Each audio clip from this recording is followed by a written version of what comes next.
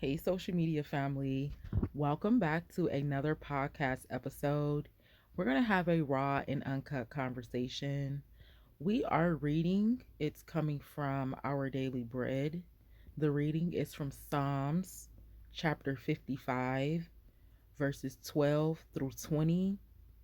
And the title is just amazing. The title is Recovering from Betrayal.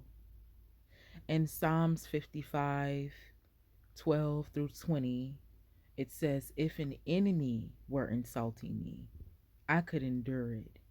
But it is you, my close friend." In one of her novels, Toni Morrison tells the story of Nell and Sula, friends since childhood. But the friendship frays as Sula's self centeredness grows, accumulating in her seducing Nell's husband. "Why didn't you think about me?" Nell asked Sula. "Didn't I count?"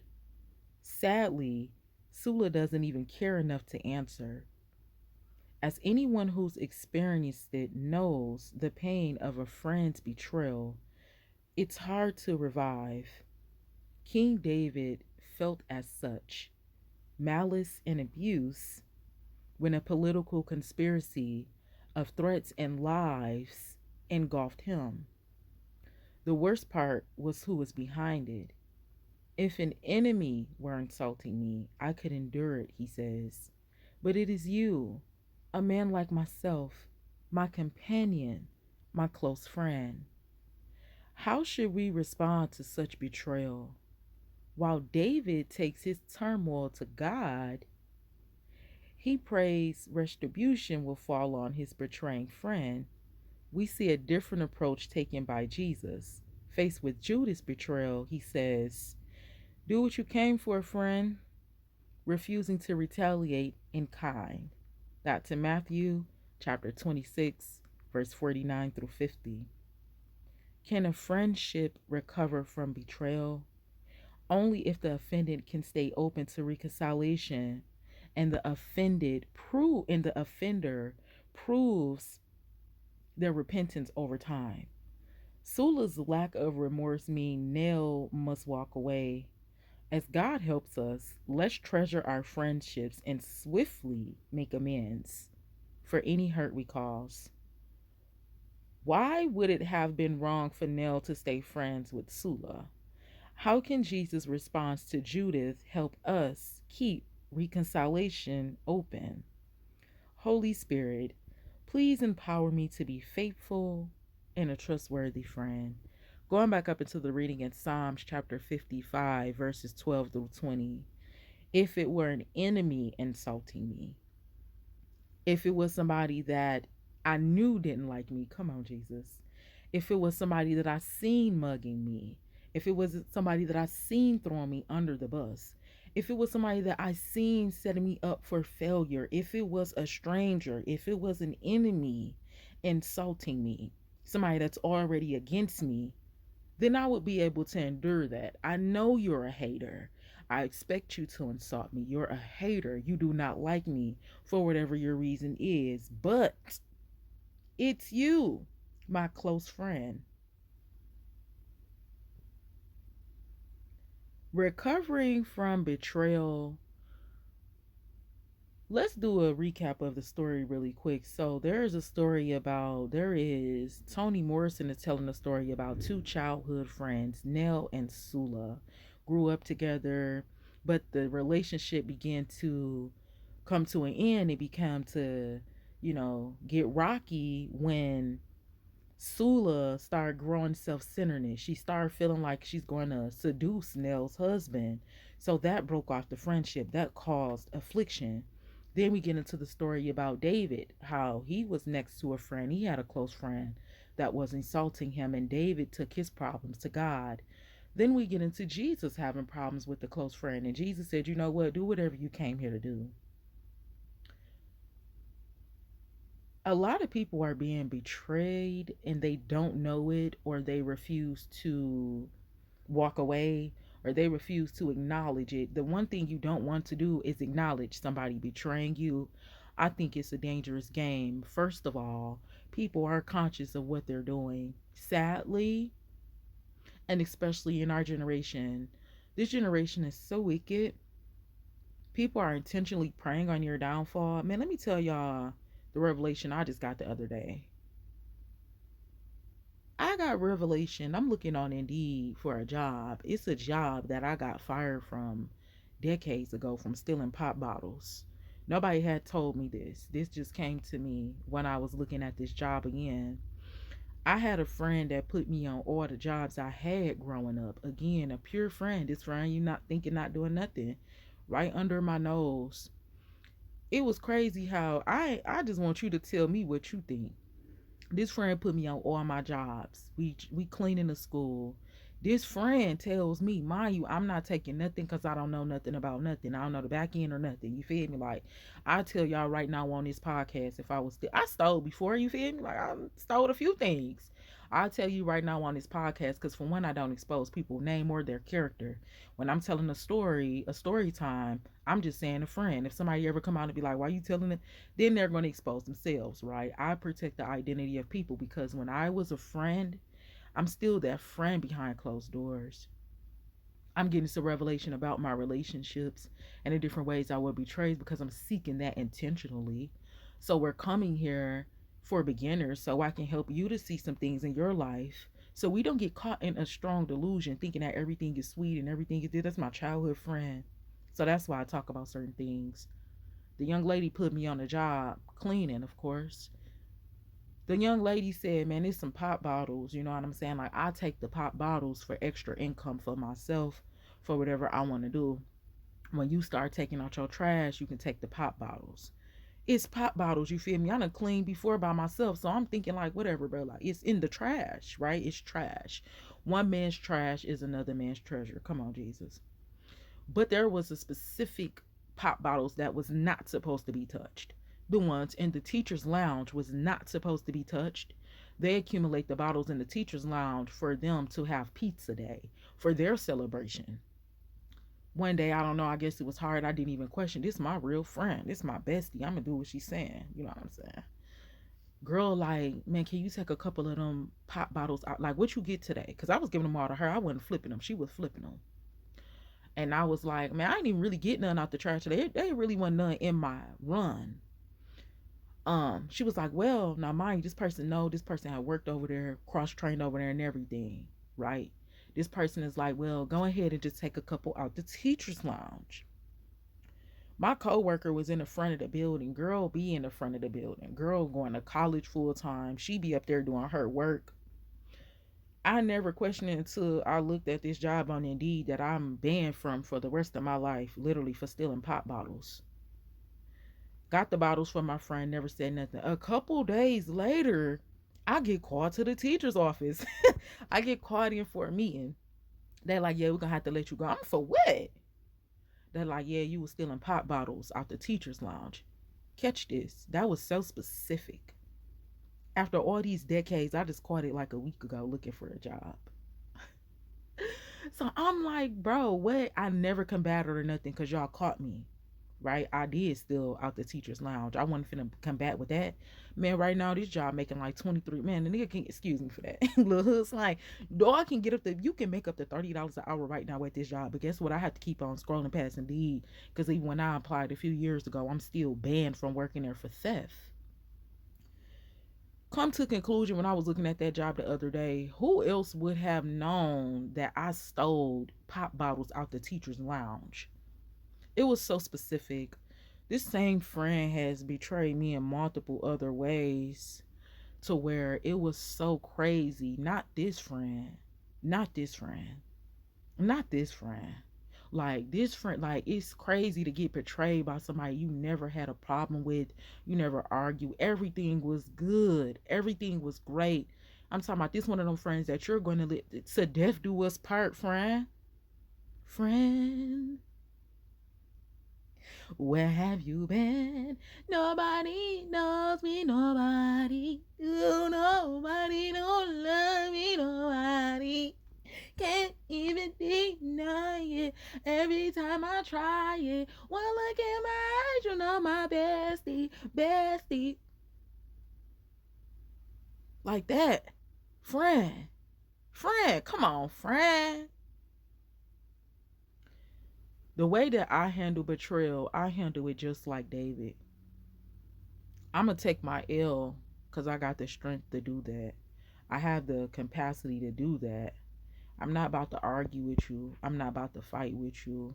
You know, this is the same friend that later in life told me, I think we talked about this in another podcast, when she was like, you ain't gonna even be able to maintain a house because you smoke too much weed. Like, imagine your friend taking opportunities from you, plotting on your downfall before you even thinking about coming up. To me, it's giving obsession. After the other night, I played a lot of things and I just was chilling, but it kept coming back up. It's obsession. That song Mariah Carey even came up to where I went and read the lyrics. Because with that same friend, it was a situation with her and her companion where they lied and have been lying for years. So on both of their end, my conclusion is obsession. It's never good. Social media family, I'm going to tell you, you don't want nobody to be that close to you. I know people say, man, you got to keep your enemies close so you can watch what they're doing. These are not the times to be doing that. To be wise, you want to get out of harm's way. You don't want to seek revenge. The easiest way to keep yourself safe, to keep yourself from sinning, to keep yourself out of harm's way is to pray about it. Is to pray about it. That's all I'm going to do. Now, of course, if it ever comes a time I need to defend myself, cool. But I'm not. Those are not the times. I'm giving everything to God. That way, when God does it, with however God sees fit, and bringing that betrayal to a conclusion, that's what He sees fit. I'm not putting my hand. I don't have no blood on my hands because I'm giving it to God.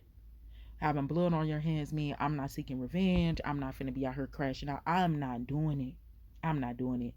And guess what about me?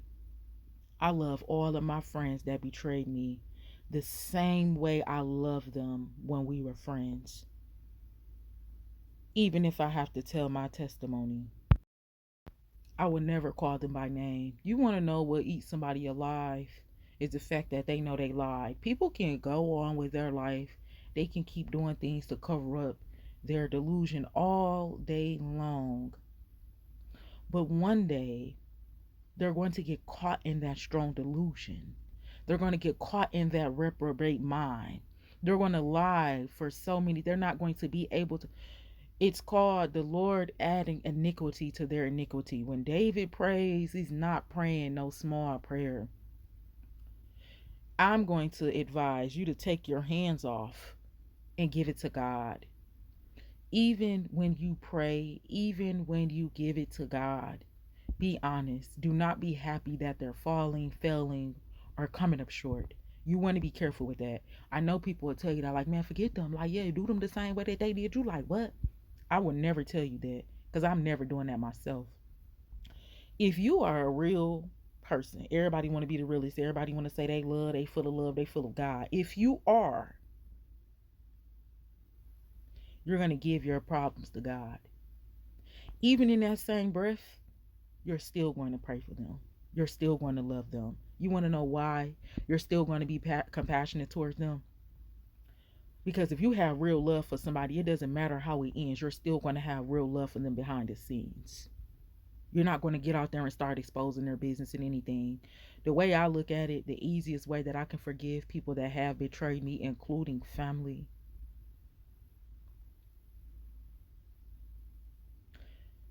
is because I really love them. So with that same heart, with that same love, I can be compassionate to know that you're not in the right space. And when you pay attention, you were around these people. Give them grace, but not too much grace. I don't believe in reconciling and coming to talk to me after 100 years.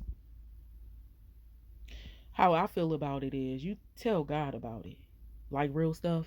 I'll leave a whole function. And I think I've seen that person a few times and I left the whole building. I'm gone. It ain't nothing to be scared of. It ain't that I'm scared of this person. It ain't. I'm out of your presence. I'm just getting out the way. You know what I'm saying? I ain't an innocent bystander or a victim to nothing. I'm out the way. Period. And I also feel like people have time and have had time to think about, if somebody wanted to if somebody wanted to reach out to you and say something, they would have been did it. Flat out. It don't take all that for your boyfriend, your girlfriend, your relationship. If they wanted to, they would. Remember that in any relationship, not just your platonic relationships. Remember that in general. If somebody wanted to apologize, they would apologize swiftly. Like, I'm sorry, you know what I'm saying? And then when people be apologizing, listen to how they're apologizing. They be a backhanded apology. It's not real. They're not real. That fucker is not real. Real stuff. Like, it take a split. Me, I'm that type of person. Like, girl, friend, what you think about this outfit? I just feel like the top really ain't that cute. And if you did your hair another way, you know what I'm saying, then it probably a pop. You gotta be soft. You got to be gentle when you talking to people. She thought it was some fine shit when she put it on. It's another way how to say that. Like, friend, I do want to apologize if I offended you. You put it on because you look amazing in it. I'm not taking from your character, but I'm just saying if you do like a updo, I think the updo will be really, really pretty because it'll bring out more like the chest area. Then you'll be able to see like the back piece. Real love, real genuine compliments, like a real friend. They're going to correct themselves because they don't want to hurt you. But there is people that don't care. There's people that's intentionally destiny swapping. Come on, man. Look into it, guys. Don't think it's just conspiracy. This is why some people is failing in life, never getting to where they're getting, burden, this, that, poverty, struggle, this, that, all this sickness and all this and all that, and they think it is normal, but it's not. It could be somebody around you trying to swap out your life. Somebody around you obsessed with you. They really want to be in your skin. Like, imagine thinking, I was so crushed the other night. Imagine thinking, and it was so many other things being revealed to me about so many other friends. Imagine thinking you're friends with somebody and y'all chopping it up on some homegirl, some homeboy stuff, and they're taking notes because they want to be you. They in love with you. They're obsessed with you or some more other stuff, and you're genuinely thinking you have a friend. Like, you wouldn't even take that friend through there if the opportunity was given. Listen, I'm gonna let y'all go because this is one of them topics I can go because I got that Netflix series. Another friend, and this goes back into the reading. Sula thinking she ain't even gotta say nothing. Like, I ain't even gonna address the situation. You know what I'm saying? Like, but you're seducing this woman's husband. Why don't you feel the need to say, you know what? I just feel like your husband's some fine shit. You know what I'm saying? Maybe we can all, like, it'd be so easy to say that just to be real, like on some real stuff. People be grown. You gonna sin if you gonna sin. You gonna be nasty if you gonna be nasty. Just say that instead of just beating around the bush, hating, because now you becoming jealous. Just say like, Sula, you feel me? Like, I just feel like, yeah, like your man, like he that, like y'all ain't trying to, you feel me? Instead of sitting around seducing this man, about to get this man to commit adultery and some more stuff. Look, I had a friend that did that same thing. We ain't gonna get to into that because that was, it's all crazy, but this one just too explicit. This girl did something that she ain't had no permission doing. And then I asked her about it, and you know what she said? She said exactly what Nell said. She Sula from the reading. She didn't say nothing. I asked her like, what was that about? What? And she was like, I don't want to talk about it. How don't you want to talk about something that involves a person that you did something with that was not consensual? Social media family, I want y'all to keep y'all friends close and keep y'all enemies closer. Watch these people. Keep your family close and keep them, you know what I'm saying? Close don't mean next door. Close don't mean in conversation with me. Some of these people need to be completely cut off for the life of you, for the sake of your life. We're in a time, this generation right here is so wicked. Everybody, a little bit of everybody trying to touch us some witchcraft, and they so emotional and heartbroken that this happened to that and nah. And they don't know that everybody going through something. They don't care about that. They're still wondering how you're still going, how you're still beautiful, how you're still this, how you still that. Be aware. Forgive them, move forward, and just be conscious. I love you.